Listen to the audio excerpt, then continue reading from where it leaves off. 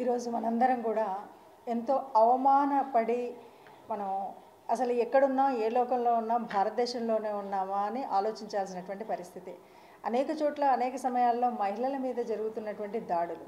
అయితే ఒక్కొక్కసారి ఎట్లా ఉంటుందంటే ప్రభుత్వాలు మరి కళ్ళు మూసుకుంటాయా, లేకపోతే ఈ ప్రభుత్వం వేరే ప్రభుత్వం అయితే వేరే చోట వేరే వాళ్ళు అవుతాయి, అంటే అదేదో కాంగ్రెస్ వాళ్ళకో ఇంకెక్కడో అయితే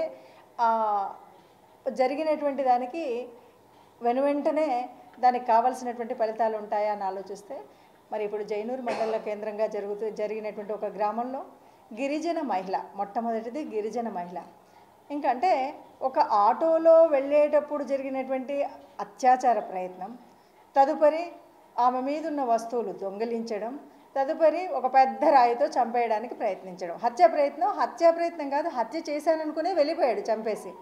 కానీ దేవుడి దయ వల్ల బతికి బయటకు వచ్చిన తర్వాత విషయం తెలిసింది.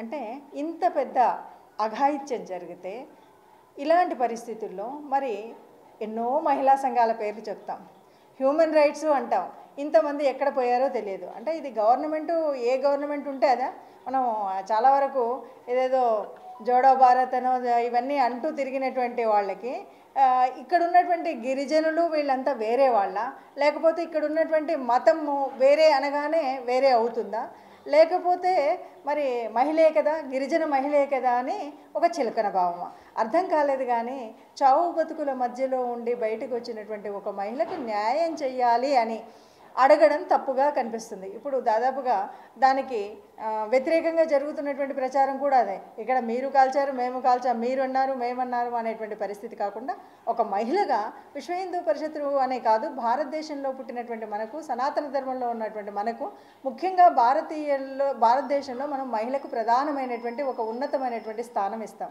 అట్లాంటి మాతృమూర్తి ఒకరున్నారు అంటే ఇష్టం వచ్చినట్టుగా ఈరోజు ఒక వయసు తేడా లేకుండా పసిపిల్లలు, మధ్య వయసు, ముసలి వాళ్ళు ఎవరు అని తేడా తెలియకుండా అమానుషమైనటువంటి దుశ్చర్యలు చేస్తున్నటువంటి స్థితి చాలా మంది చోట్ల కనిపిస్తుంది.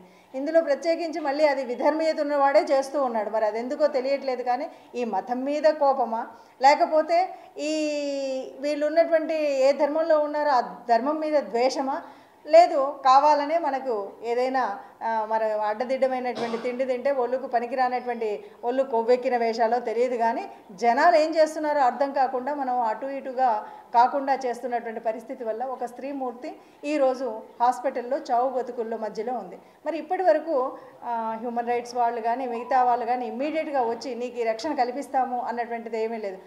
అంటే అన్నీ తీసుకున్నాం, ఫలితాలు తీసుకున్నాం కాబట్టి తర్వాత జరగవలసిన న్యాయం జరుగుతుంది అన్నట్టుగానే మాట్లాడే వాళ్ళు మాట్లాడుతున్నారు. ఇప్పటికీ అంటే జరిగేది ఒకరోజు కాలేదు, అయినా కూడా ఇప్పటికి పరిస్థితి ఏమీ కూడా తేటతెల్లం కాలేదు. ఇది ఒకటా రెండా అంటే ఈ మధ్యకాలంలో జరుగుతున్నటువంటి ఈ పరిణామాల గురించి ఆలోచిస్తే ఒక గిరిజన యువతి అన్నది ఒక భాగం, రెండవ భాగం ఒక స్త్రీమూర్తి మీద చేసినటువంటి అరాచకం. అది చేసింది కూడా విధర్మీయుడు. మరి దీనికి న్యాయం ఎటు నుండి వస్తుంది? ఒక స్త్రీమూర్తిగా, ఒక మాతృమూర్తిగా ఈ మాతృతత్వాన్ని కాపాడేటువంటి వాళ్ళు మరి స్త్రీలకు ఇలాంటి అన్యాయం జరిగితే వదిలేస్తారా?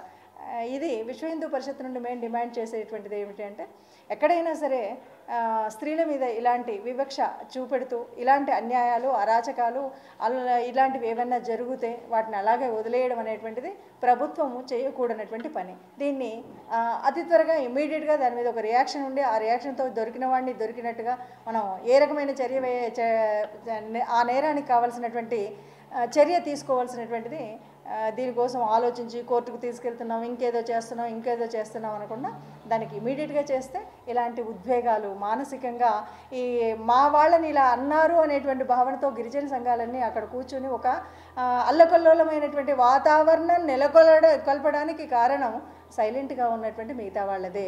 కాబట్టి అట్లాంటిది లేకుండా న్యాయం చేకూర్చడం కోసం మరి ఏం చేస్తారు, ఎలా చేస్తారు అన్నది మా డిమాండ్. తప్పనిసరిగా ఒక స్త్రీమూర్తికి అన్యాయం జరుగుతూ ఉంటే చూస్తూ మాత్రం కూర్చోదు పరిషత్తు.